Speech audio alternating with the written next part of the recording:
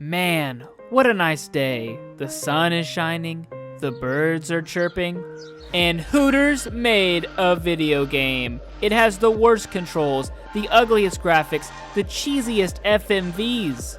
Hi y'all, welcome to Georgia. How you doing, sugar? Hey y'all, welcome to Georgia. Ignore the fact my shirt here says Phoenix, Arizona. But let's roll back a little bit. Do you know what Hooters is? Well, it's sort of like a Japanese hostess club with probably worse food. A restaurant where your dad would take you on your 12th birthday because, well, it's kind of funny. And yes, South Park made fun of it. So what can I get you? Okay, we're gonna get the zingy tingy wings and mozzarella tasty tots and the bite-sized pizzazzas and a pitcher of lemonade. Great, I'll put your order in right now. You guys, I think our raisin girl likes me. She touched my back when she walked away. Did you see that? It must be a pretty lucrative market considering the fact that they are being dominated by their competitor. Yes, Hooters has a competitor, Twin Peaks. No, not the show. Funny enough, every time I try to look up the show Twin Peaks on Google, I'm instead shown all the locations for the restaurant. Okay, whew. I'm getting a little sidetracked. The game in question is Hooter's Road Trip on the PlayStation 1, and its Wikipedia page is shorter than the Very Hungry Caterpillar. In essence, it's just a racing game with the Hooters license slapped on the cover. According to the game's art assets, the game was supposed to be called Free Wheelin' USA until Hooters got a hold of it. You wanna know something shocking about this game? It came out in the year 2002. That is 2 whole years after the PS2 hit the market. And that's an entire year after Twisted Metal Black was released. So, who would be buying this? No one. That's the answer. Chances are if you did buy this game, you probably wouldn't even make it past the intro cutscene.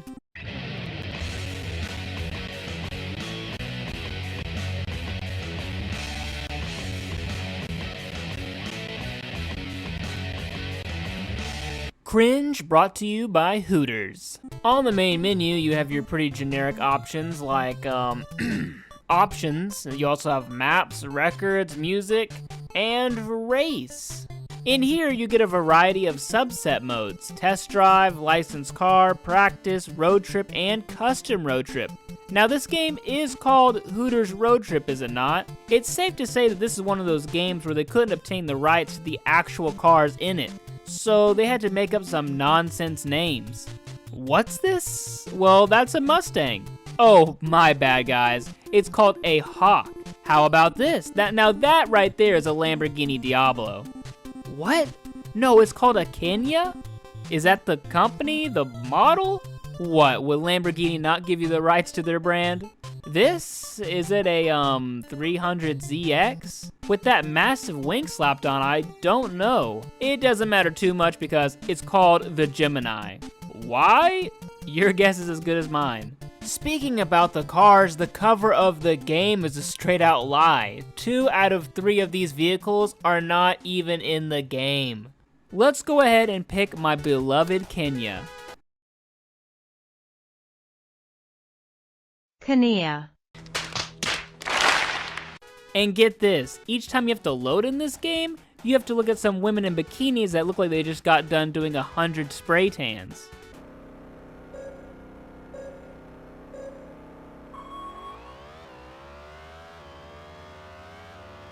Jesus Christ. No, I am not driving drunk. This is really how the car controls. Alrighty, let's see here. Oh my God.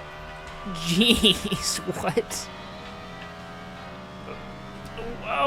Whoa, what is up? Something's wrong with my control arms, dude, something's wrong. Oh my God. It's like someone pumped your car full of water and every turn you make, the water sloshes side to side. If you manage to drive in a straight line for long enough, you'll be going over 100 miles an hour. Now that should be exciting, but it barely feels like 30. I feel like I'm driving in a school zone. Wow, a high-speed crash and the AI just brushed it off. What now? I'm going 135 miles an hour and I can barely pass the cars in front of me. Look at him go, and I'm the one in a Lamborghini. How is he going that fast? Is he in a rocket ship? Already, I can tell you this is the worst racing game I have ever played. If you manage to get to the finish line within the qualifying place, this is your prize. Hey there! Welcome to Jacksonville.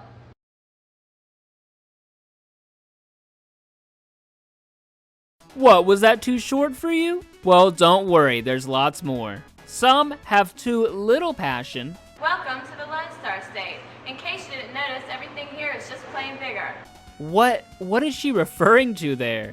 Some have too much passion. Alright! You made it to Phoenix! Now doesn't an order of hot wings sound great? First of all, no. Second, your shirt says Long Beach. Your shirt does not say Phoenix. Some where I kid you not, the boom mic makes an appearance. Welcome to the French Quarter. You're in Cajun country now. Guys, I mean, come on, guys. How much of a hurry were you in for this game? I mean, could you not just do a second take? Could you not just, I don't know, crop the frame a little bit? Unlike the other girls, this one's actually trying to cover up the shirt's location, but I'm pretty sure that says San Antonio, which is the incorrect spot for where this cutscene takes place in. Just like all the others. I'm glad to say that at least these aren't your only rewards for beating a stage. You'll also unlock a car. And I say that in quotations because you can't actually use the car until you license it first. So you need to head back to the main menu and select the licensing option. Here, I unlocked a C5 Corvette. Oh, I'm sorry, it's a, Rodan? Like Rodan from the Godzilla movies? Come on, this way to the test track. Wow, as good as ever. To actually unlock the car in this game and be able to use it in whatever level you want, you have to subject yourself to some awful stock rock music and get to a finish line in a few minutes.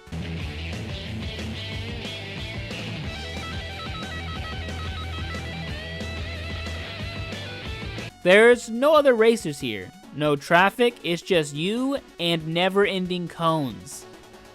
This game is hurting my brain. I mean, I could go on and on talking about it, but this really is the entire game. It's just this with different layouts, different colors, different textures, but this is the game. And so, I can't subject myself anymore. I can't look at any more cutscenes.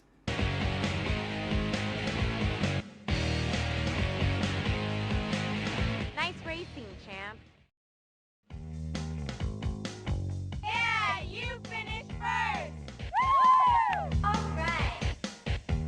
Congratulations. I want to die. You can find a copy of this game for under $20, which is an insane amount, but if you're a real bargain hunter, you can maybe find one for $15. But even then, is it worth it?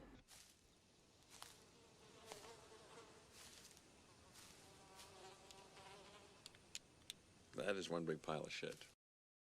Castles, bats, dragons, and dungeons. What does that get you? Well, that's the recipe for a cliche fantasy movie, or maybe a round of D&D. This is the teaching of the occult. This is exactly what we were introduced into in Star Wars and E.T. But what if you put those elements into a retro video game? Well, of course, you'd get one of the worst games of all time. Let me introduce to you 1991's Dark Castle for the Sega Genesis. A game whose controls make Hooter's Road Trip and Karate Champ look like masterpieces. In fact, this game is so god-awful, I would easily award it the worst Sega Genesis game of all time. However, this game wasn't originally for the Genesis. Instead, it came out 5 years earlier for the Apple Macintosh. And then it was ported to every home computer under the sun. Now, looking at those ports would be an injustice because those might actually be good. But this one? No. It's a game where you fall down for no reason. Okay. A game where if you do fall from your own free will, it'll splatter you on the ground below. A game with the absolute corniest sound effects. A game where a mouse touching your foot kills you? Well, what are we waiting for? Starting it up, you'll be introduced to an options panel. That's right, no text-based lore like in Zelda, just this. I guess you can just create your own story or read the manual. Ahem. An evil outcast of Brightland, known as the Black Knight, resides in cold and foreboding Dark Castle. Your ultimate quest is to free him and rid the land of him forever. Okay, you know what? Never mind. That was pretty generic. One of the more infamous things about this options panel is that disabling the music just causes it to repeat the same note forever.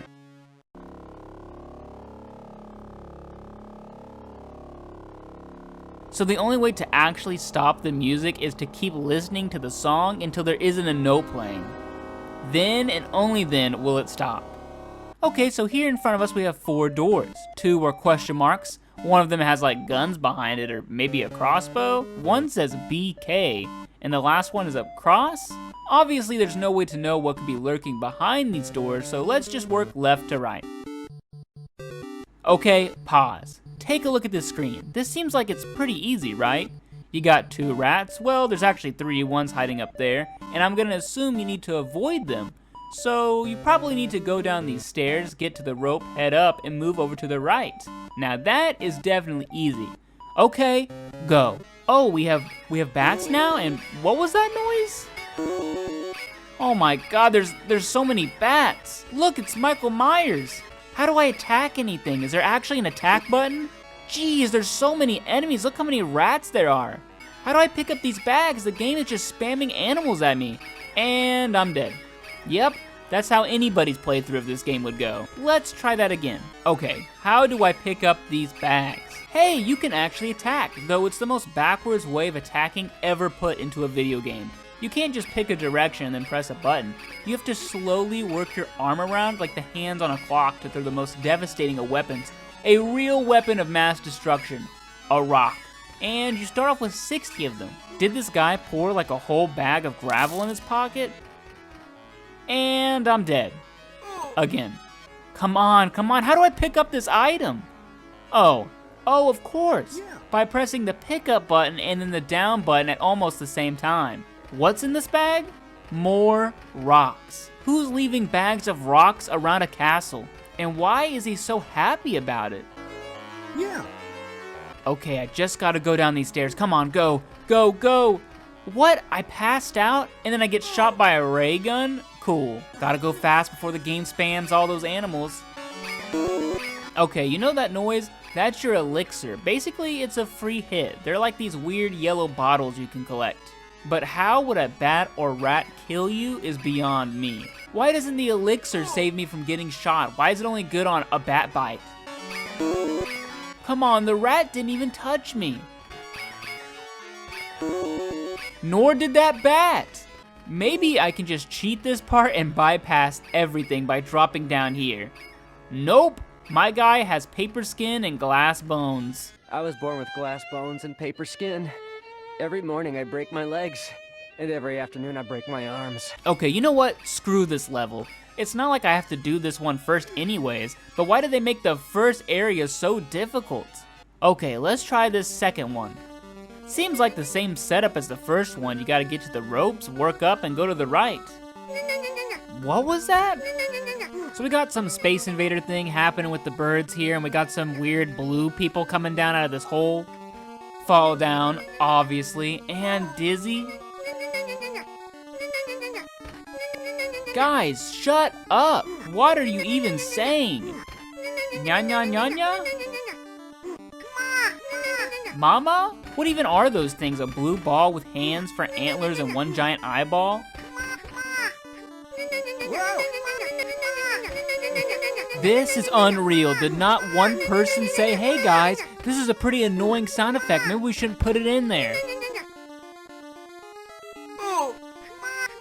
What an absolutely sad way to go out. Thank God. But now I have to navigate a bunch of moving platforms while stalactites fall from the ceiling. Kinda like Ice Climber. Oh yeah, and bats. Because the falling in this game is so atrocious, you can't even force yourself to fall since your character has to do a stupid animation first. How did he get dizzy from falling like 3 feet? And I'm dead, once again. I think there should be a law that all adventurers, or really any video game character, should be able to fall some distance. This guy probably accidentally misses a step on a staircase and it would kill him. Kind of a cool exploit here is being able to just go back and forth from one screen to the next for infinite rocks. Oh wait, no, not infinite. 84? Why such a weird number like 84? Okay, this time. Yes. Okay, stop being dizzy, snap out of it. Almost. Whew, thank you, Jesus. What's this challenge now?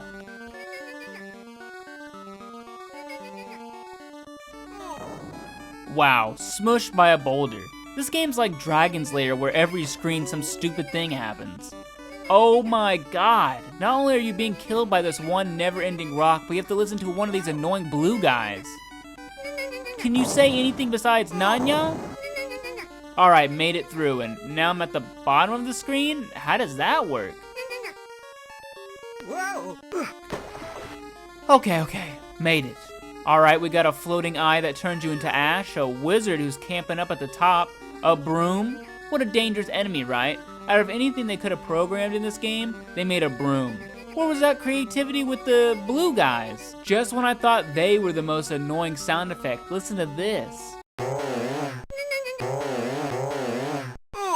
Can you guys stop multiplying? What are you, like bacteria? What kind of nonsense is this? How does a broom turn into two smaller brooms? Finally I can get through. Are you serious? They don't stay dead? And what, that was my last attempt? Are you serious? This is probably the worst game of all time. You know what? Let's just try the last level. The sound effects. Who listened to this and thought this was good? It's like I'm fighting on the Eastern Front in World War II. It's like artillery shells are going all around me. It's like I have shell shock from World War I.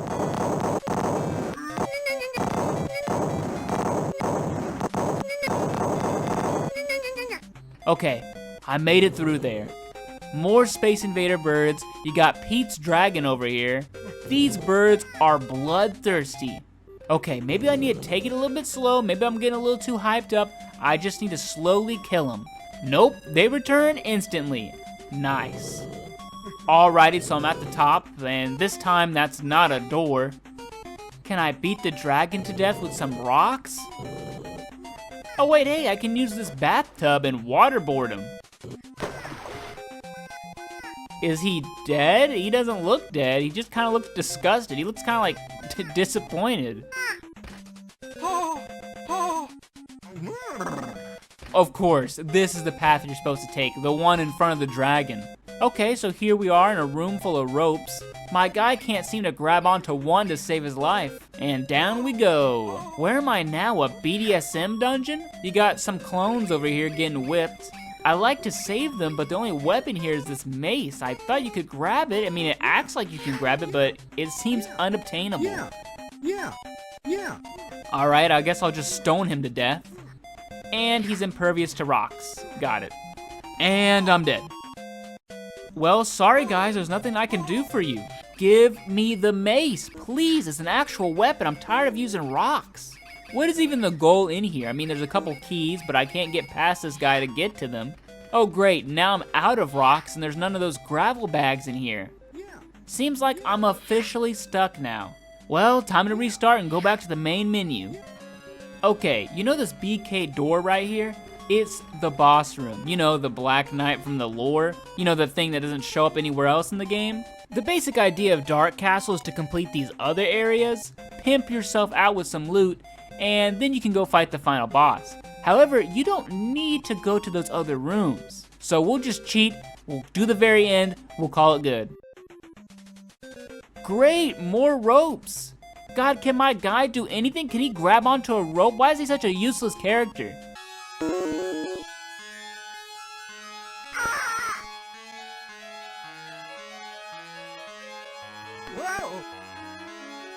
And are you serious? Back here again? Back to the BDSM dungeon? At least I have rocks this time.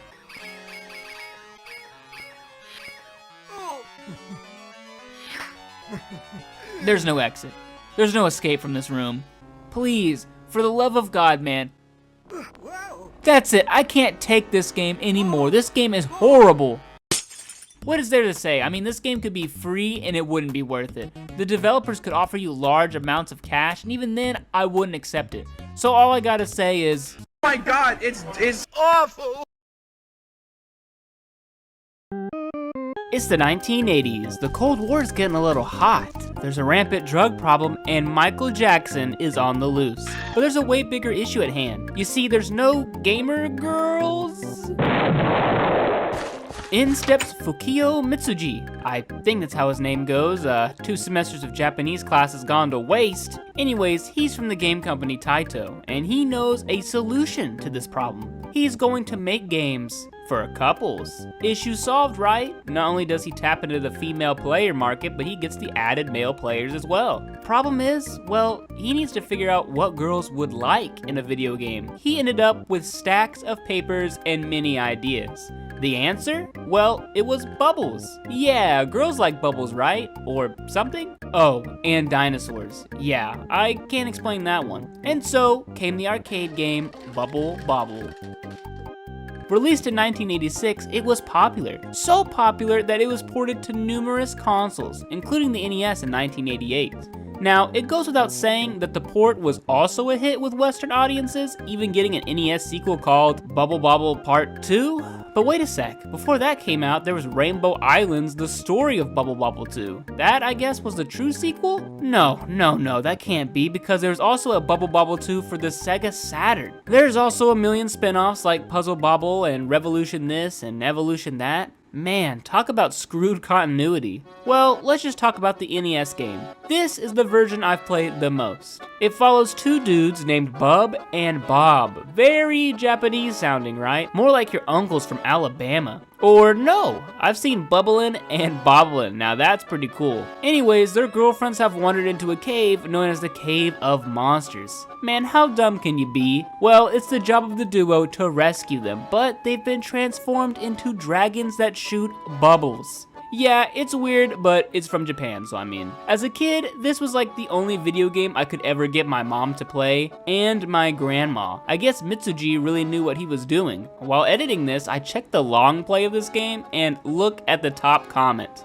Nice. Alright, let's dive in. To rescue your girl, you'll need to traverse 100 levels of increasing difficulty, with the final level being a boss fight. The gameplay is comprised of jumping around platforms, trapping enemies in bubbles, touching them to murder them, and collecting rewards for points. Now, how did that come out of a dead body? What I think makes this game so enjoyable is just the simple fact that each time you play, you discover something new. Like this book, I've never seen it. What do you think it does? Did you think shake the whole screen, wiping out all the enemies? How about this? Or that? What do you think that does? See, that's what I'm talking about. It might be a new weapon, a new item, a new enemy, a new level, you name it. Speaking of levels, there's way more than 100 of them. Once you beat the game, you can give Super Bubble Bobble a try. This is the original 100 levels, but way more difficult. Now, clearly, with so many levels, you'd have to be a literal god at gaming to make it through with the only 3 lives provided. However, there are ways to get extra lives. You see, if you kill multiple enemies at once, you'll get a combo. This is rewarded with those letter bubbles. Get all the letters to spell extend, and you'll get a 1-up and skip a stage. There's also 1-ups for so many points, and there's 1-up items. Even with that though, you'll probably still get massacred, or maybe you just want to save and come back to the game later. While there isn't a saving option like in Zelda, there is a continue option and a password system. When you lose all your lives, you'll get a password that you can use back at the main menu, and this will put you back where you left off. Now, while I do love this game, in fact this is probably my favorite NES game, even more so than Mustached Italian Man, let's talk about some of the bad things. Have you ever heard of pareidolia? I think that's how it's pronounced. It's basically a term in part for that weird thing us humans do where we see faces in objects that don't have faces. Every other level in this game does that to you. Sometimes though, the levels are pretty funny, like this one where you're turning your enemies into popcorn with these fire bubbles. But more often than that are levels that screw you over. See, as you progress through the game, either you master a secret core mechanic or you get so mad you turn the game off. Your character can actually use the bubbles blown as a mode of transportation. Now, you need to do this in order to complete certain levels, such as level 57. See, as a kid, I gave up once I hit this. You do this by continually jumping on the bubble. However, take this menorah looking area. It is so easy to get trapped in the spaces and there's no escape. The bubbles just burst on contact. So what happens now? Oh, an alarm goes off, everyone gets real mad, and of course, a giant white ghost shows up and kills me. Baron von Bubbles, no, Baron von Blubba? This thing, unkillable. He shows up when you spend too much time on a level, and the only way to beat him is to either die or complete the stage. So okay, you gotta worry about getting trapped, you gotta worry about Mr. Blubba. Now, get ready for enemies you can only kill by cheating. How about levels with non-existent floors or walls? Levels which have you clip through the top of the map to enter through the bottom? Wow. Just keep thinking of those cool items. Just keep thinking of the cool items. Like those tennis shoes that make you fly at light speed. Necklaces that make a spiky lightning ball fly all around the screen. How about a cross that actually shoots lightning?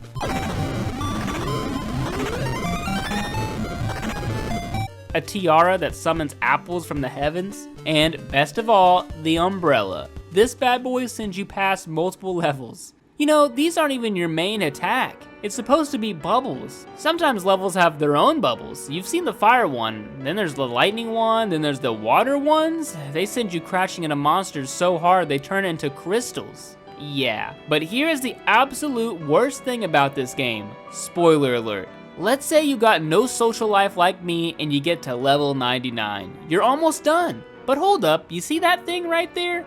That inexplainable object? If you know, you know. If not, well, just keep it tucked in your mind. It disappears almost instantly. Man, this level is hard. It's got all the bad elements I was talking about. Riding bubbles, non-existent floors, cheating enemies, and the Baron that shows up only seconds into the round. If you get through it, you'll be at the final boss, or halfway boss if you're gonna do the hard version. This dude, named Super Drunk, throws what I assume is empty beer bottles at you while your GF and the non-existent player 2's girlfriend hang up on the ceiling. Regular bubbles do nothing to this guy. What you need is this magical potion up top that shoots electric bubbles. Once you get it though, you'll most likely be dead before you can use it, and you'll have to go back and get it. I know it doesn't seem so, but it's so hard it belongs in a Castlevania game, and for only one reason. You have to hit him 60 times. You think that's a little too much, all while he flies around throwing bottles at you? Even more insane is the super version boss takes 80 hits. True story, this took so long, I actually got up and made dinner at this point. The real way to beat this guy is to learn his pattern. You see, he moves around like the logo for a DVD player, and once you memorize that, it isn't too bad. Okay, yes! Thank God.